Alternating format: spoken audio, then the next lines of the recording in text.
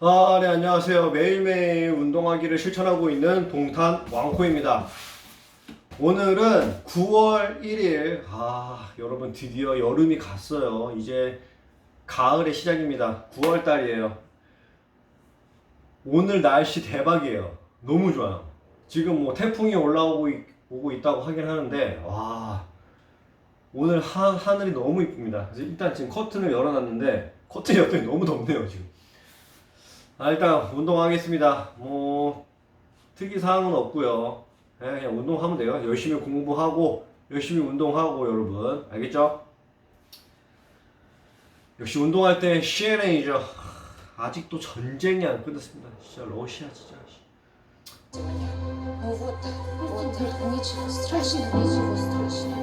People are obviously incredibly affected by the situation.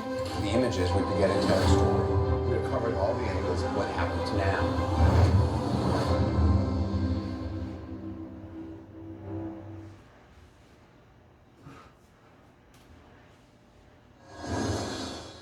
New tonight, Sarah Palin has failed at her most recent attempt at a political comeback. She lost the special election for a vacant House seat in Alaska. That seat is now flipping to a Democrat for the first time since 1972.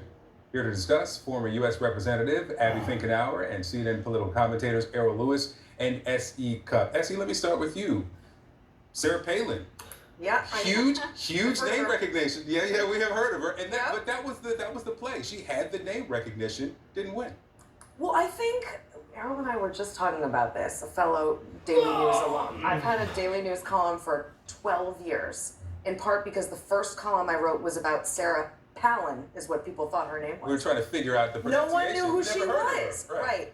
And I liked her story. I thought it was really impressive. And I thought, as much as she might have hurt John McCain, she also helped John McCain. But we all know what happened after. She resigned to the governor. She went on to be Fox famous, and she wanted to sort of follow fame. And I get that she looked at this landscape with the Marjorie Taylor Greens and the Matt Gaetzes and the Lauren Boeberts and thought, great, finally a chance to be famous and not have to govern all that much.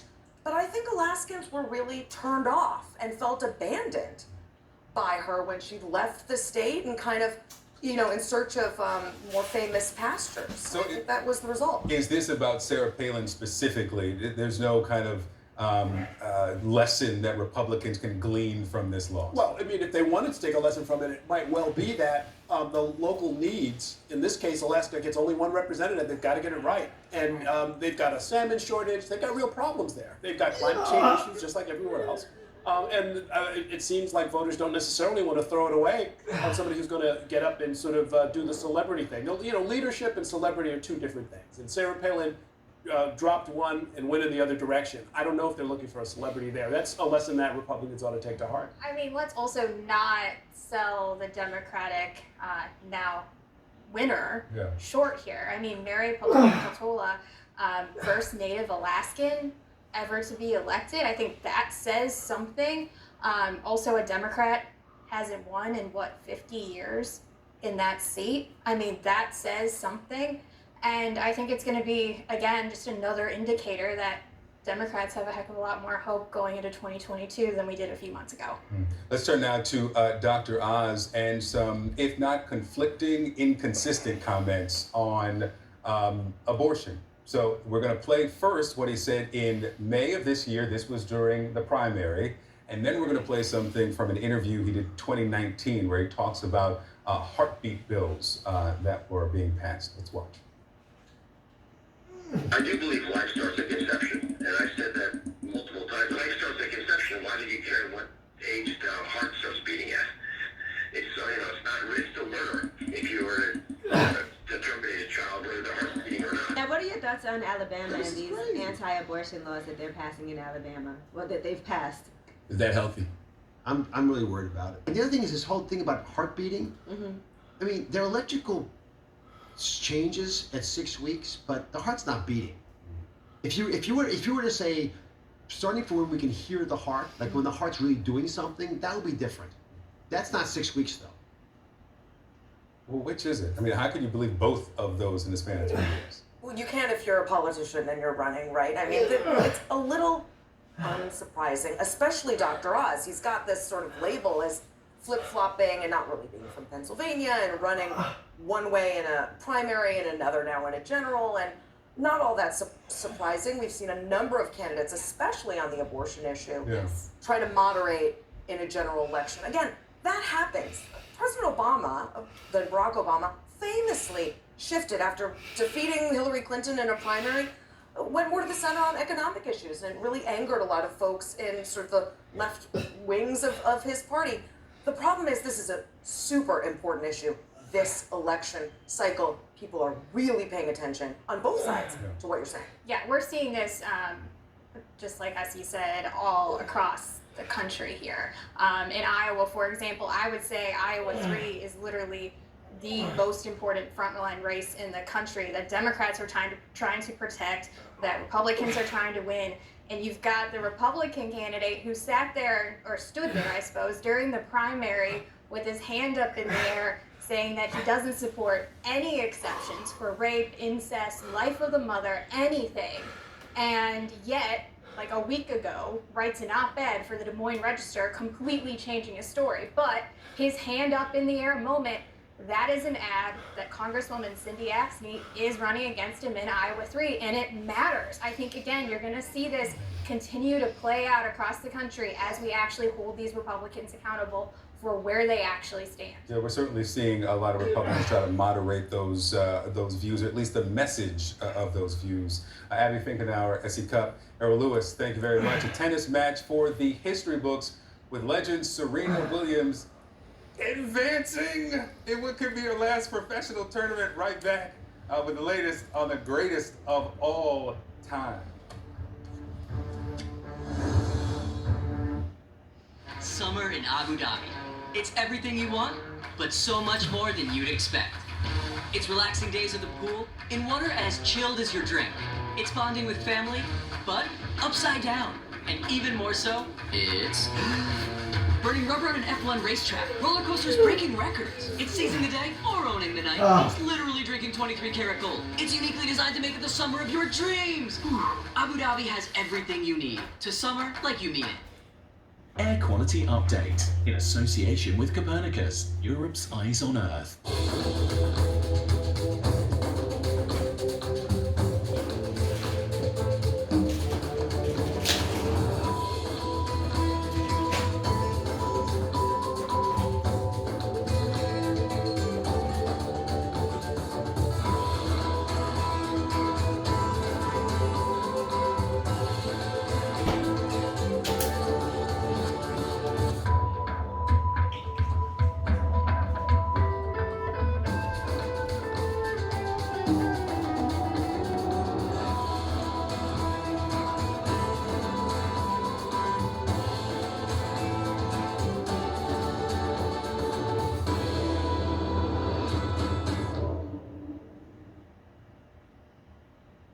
Air quality update in association with Copernicus, Europe's eyes on Earth. Sunday, an epidemic of mass shootings. It's a uniquely American problem. Can it be stopped? We did bring about a change that would save lives. CNN's Fareed Zakaria shares ideas from around the world. Global lessons on guns. Sunday.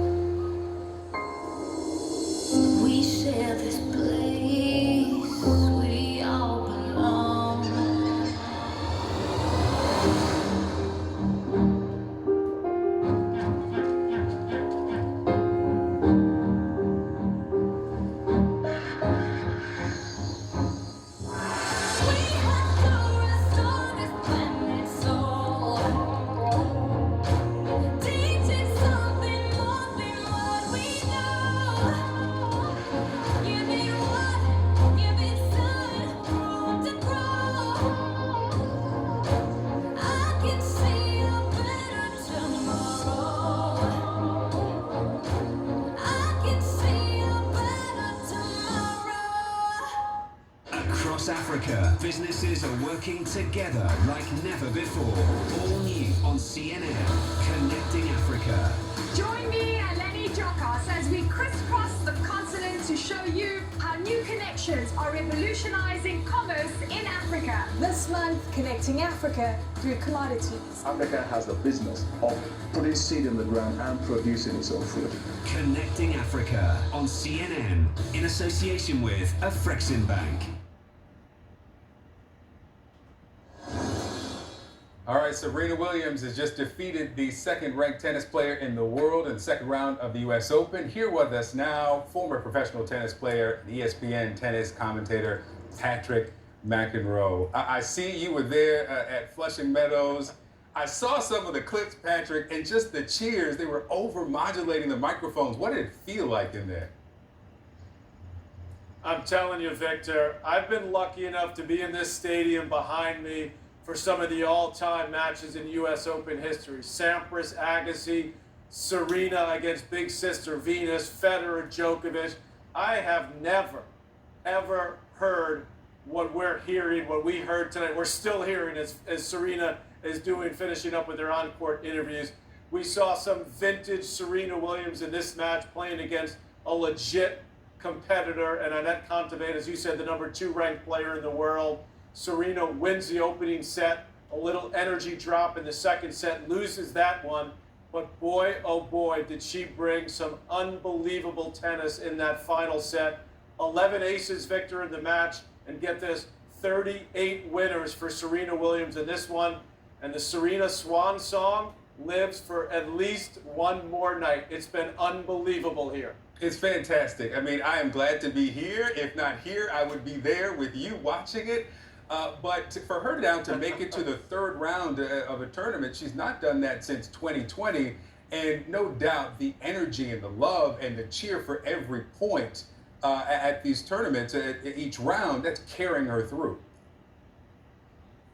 Well, there's no doubt, Victor, that we were all coming into this thinking, okay, this is going to be a celebration of the greatest career in tennis for Serena Williams. 23 major titles, 14 in doubles with her sister Venus, 6 U.S. Open titles. But now we're all starting to think, and I think Serena is starting to think, now wait a second. I just beat the #2 player in the world, and the way Serena's moving, Victor, you know, her movement has been so off since coming back in Wimbledon. Of course, she didn't play for a year. That was to be expected. But how quickly she is seemingly finding that A game again. And I think the dreams that we all had about Serena making a big run and going deep in this tournament are starting to become a potential reality right now. Yeah, she didn't make it beyond the first round at Wimbledon there, but to come back at Flushing Meadows, I had the great fortune of being there for her last win in 2014, I think it was, where she won the singles.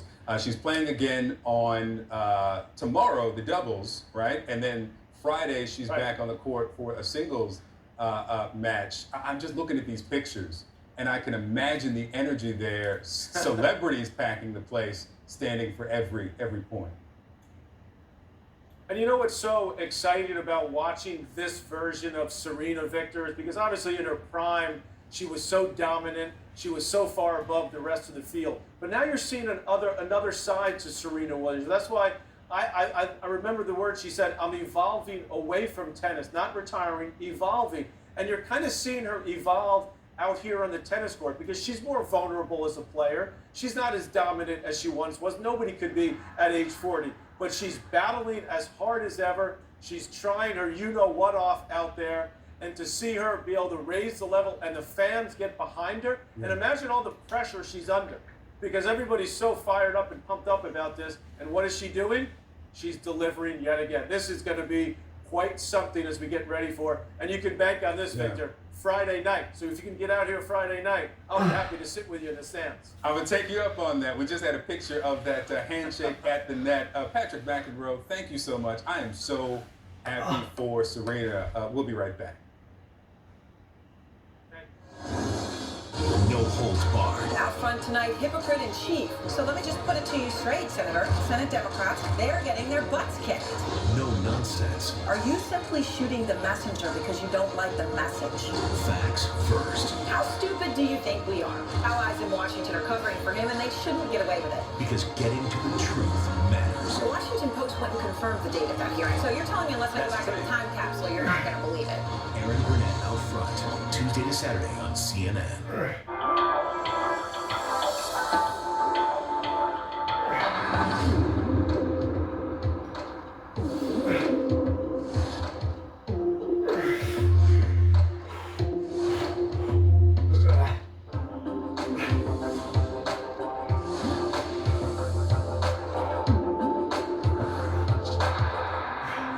Africa Avant-Garde, Saturday on CNN. 오늘 여기까지 하겠습니다. 한국팬 마지막 10개 더 하고. For World Sport. World Sport. For World Sport, I'm Clint Wire. I'm Amanda Davis. I'm Andy Schultz. I'm Bill Rennell. I'm Alex Thomas. I'm Patrick Snell. And This Is CNN. Advancement, adaptation, new Marketplace Middle East.